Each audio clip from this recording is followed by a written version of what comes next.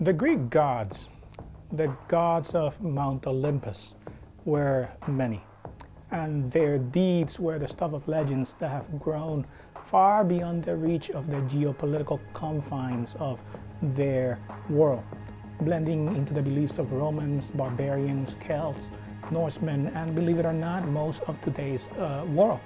For if one looks at things objectively without a prism of religion, one can't help but see Zeus in Odin and Thor, the same way that one can't help but see Mount Olympus in the Judeo-Christian version of heaven, and a long white-bearded god sitting above the clouds, judging good from evil, and sometimes, depending on how he feels, intervening in the affairs of men.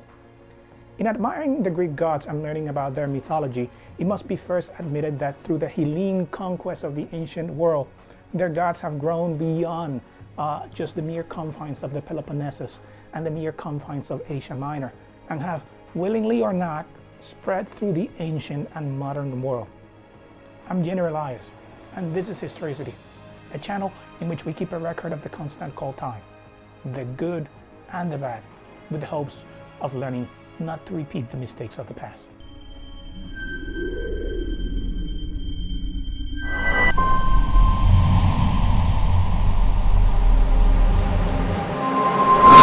In Greek mythology, there is not just one religious text like the Christian Bible or the Muslim Quran that introduces all the mythological characters and religious stories. Instead, the earliest Greek myths were part of an oral tradition that began in the Bronze Age. And later their plots and themes blended gradually into the written works of the archaic and classical periods.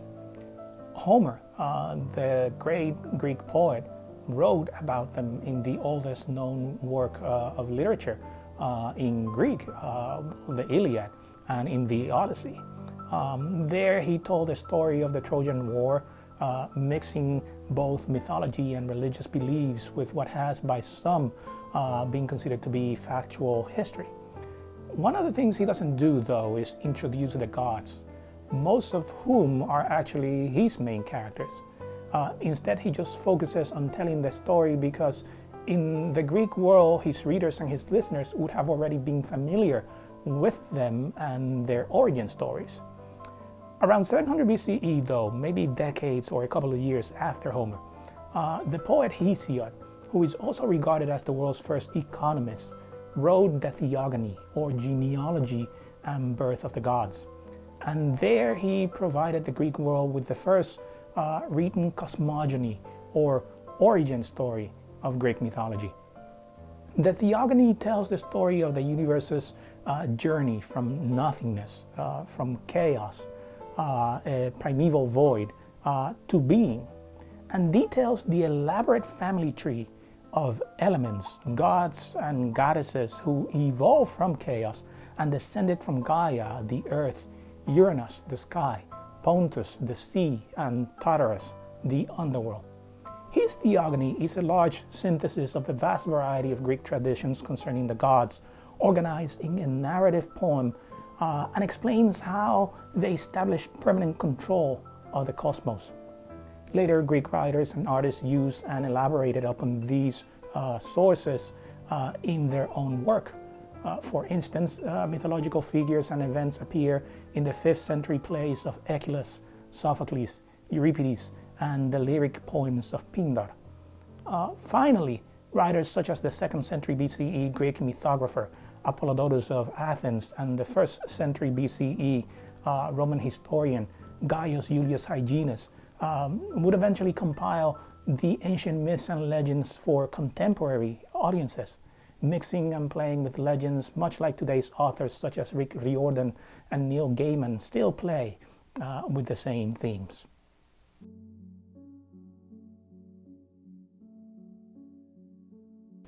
According to Hesiod, in the beginning, chaos came before anything.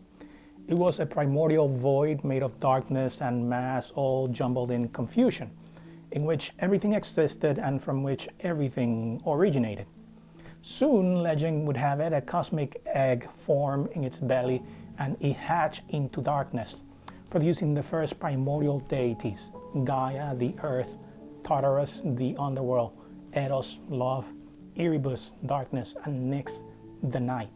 Then, in their own company, Gaia and Chaos, in some accounts, or Gaia by herself according to others, decided to conceive Uranus, the sky; Pontus, the sea; and Rhea, the mountains. Uranus and Gaia would eventually become husband and wife, and together they would conceive 12 titans, including Rhea, Hyperion, and Cronus, the titan of time. They would also conceive 3 Cyclops, Brontes, Theropes, and Arges, as well as the Hecatonkri, 3 monstrous giants with 50 heads each and 100 arms. One of the principal components of the Theogony is the presentation of the succession myth. First, according to Hesiod, Cronus envied the power of his father, Uranus, the ruler of the universe, who had a falling out with Gaia, his wife, for hiding the 100-handers and the Cyclops in Tartarus, the underworld, so they would never see the light again. So Gaia, in her anger, raging for the mistreatment of her children, created a great stone sickle and instructed Cronus and his brothers, the Titans, to castrate their father. The Titans refused to lift their hands against their father, and only Cronus was willing to do the deed. Gaia went ahead and set the ambush, and after inviting Uranus to meet, Cronus attacked him with the sickle, castrated him, and dropped the jewels into the sea. From the blood of Uranus's testicles, the Furies, the goddesses of vengeance, emerged. So did the giants and the nymphs. And from the foam splash when his parts hit the sea, sprung Aphrodite, the goddess of love, beauty, and pleasure. So soon as he had cut off the members with flint and cast them from the land into the surging sea, they were swept away over the main a long time, and a white foam spread around them from the immortal flesh, and in it there grew a maiden. After overtaking his father, Cronus immediately imprisoned the 100-handers and the Cyclops again in Tartarus, but this time, just to make sure they wouldn't escape, he set the dragon Campi as their guard. Then, taking his sister Rhea as his wife, they both took the throne of the world as king and queen. From Gaia and Uranus, Cronus learned that he too was destined to be equally overthrown by his own sons. As a result, every time that Rhea gave birth, he devoured his own children to prevent the prophecy from coming true. Among those devoured by Cronus were Demeter, the goddess of the harvest and agriculture; Hestia, the goddess of the family and home; Hera, the goddess of marriage and childbirth; Poseidon, the god of the sea; and Hades, the god of the dead and king of the underworld. And then, when his 6th child, Zeus, was on his way, Rhea, after seeking the help of Gaia, devised a plan to save her children and exact revenge on Cronus for his deeds. She secretly gave birth to Zeus in the island of Crete, and handed Cronus a stone, the Omphalos stone, wrapped in a swaddling cloth. Thinking it was his son, the Titan immediately swallowed it, and everything was okay again in his world. For some time, Rhea kept Zeus hidden in a cave on Mount Ida in Crete. Some legends have him being raised there by a goat, while others have the nymph Adamanthia in the shape of a goat protecting him there, making noises and dancing, clasping her hands and shouting, all in an attempt to hide the voice cries from his father Cronus. Then, once grown up, legend states Zeus gave his father Cronus an emetic given to him by his grandmother Gaia, and forced Cronus to vomit out his brothers and sisters. After freeing them, Zeus would then free the 100-handers and the Cyclops. These in turn made for him, in gratitude, an item that would forever be recognized as his weapon of choice, his famous thunderbolt, as well as what would become Poseidon's trident and Hades' helmet of darkness. Then an open 10-year war, the Titanomachy, broke out between the Olympian gods and the Titans. On the side of Zeus and the new generation of deities, were the Hecatoncres and the Cyclops, his 5 brothers and sisters, as well as the Titan Themis, the goddess of justice, law, and order, and her son Prometheus. On the side of Cronus were the rest of the Titans, including Atlas. Eventually, Zeus and the Olympian gods would overcome and imprison the Titans in Tartarus with the Hecatoncres as their guards. Each one of them would also be punished, but out of all of them, Atlas was given a special punishment for having acted as the general of the Titans. He would be delegated to holding up the sky and all its weight on his shoulders until the end of time. Following their final victory, the 3 Olympian brothers divided the world among themselves. Zeus was given domain over the sky and air and would be recognized as the king of the gods. Poseidon was given domain over the sea and all the waters, and Hades was made overlord of the underworld and the realm of the dead. Later, according to Orphic hymns and poems, Zeus would also release his father Cronus from Tartarus and would make him the king of Elysium for eternity.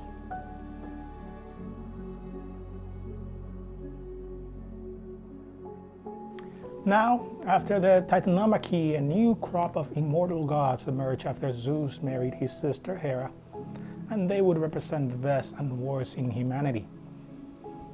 Among them were Ares, the god of war, a bloodthirsty and cruel god hated by both men and gods alike. It is said that Ares had an affair with the goddess Aphrodite, the wife of the god Hephaestus. According to the legend, the two would sleep together whenever her husband was away. Eventually, Hephaestus found out, and being the clever god that he was, he fashioned himself an invisible net which he draped over his bed and then told his wife that he would be going away.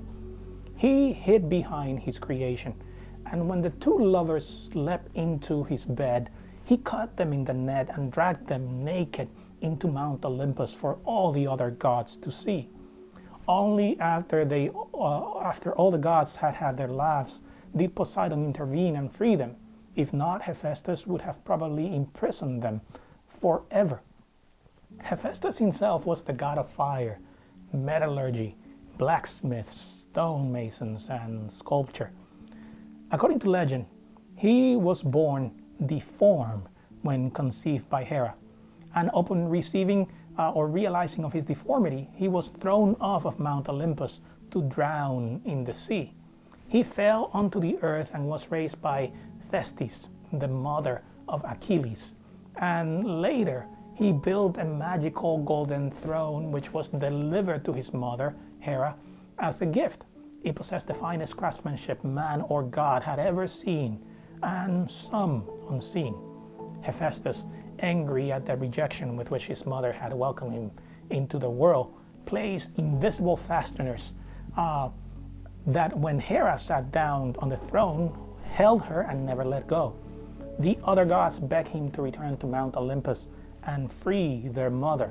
It wasn't until Dionysus, who Hephaestus trusted and got him drunk and guided him back to the heavens, that he released his mother from the curse.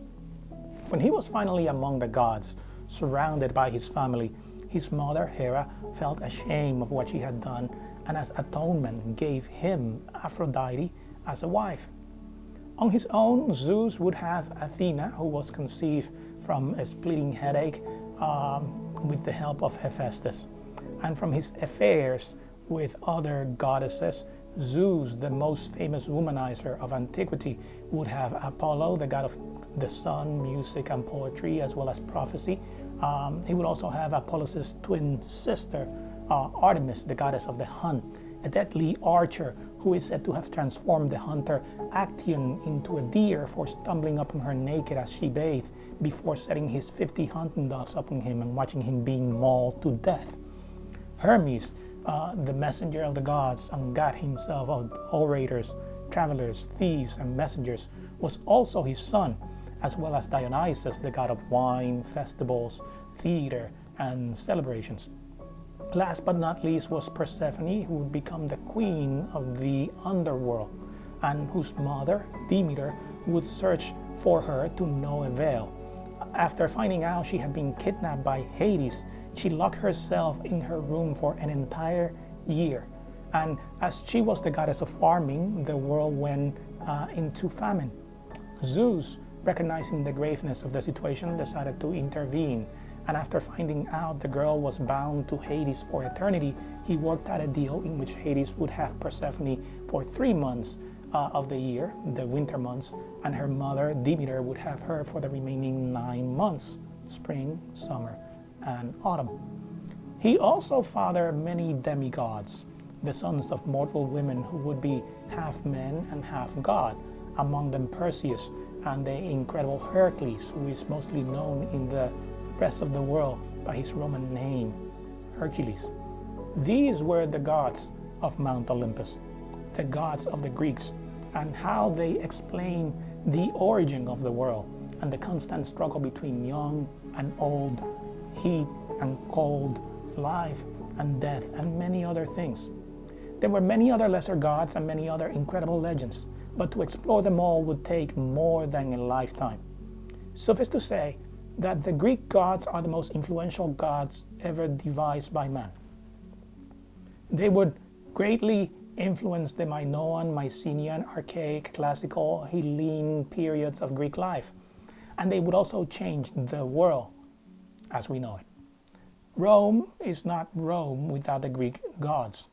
Christianity is not Christianity without Jesus being both man and God, and Islam without its belief in paradise, an Elysium-like resting place where time, Kronos himself, rules forever. If you enjoyed this video, don't forget to hit the like button. And come on, subscribe if you haven't already. I'm Generalize, and this is history.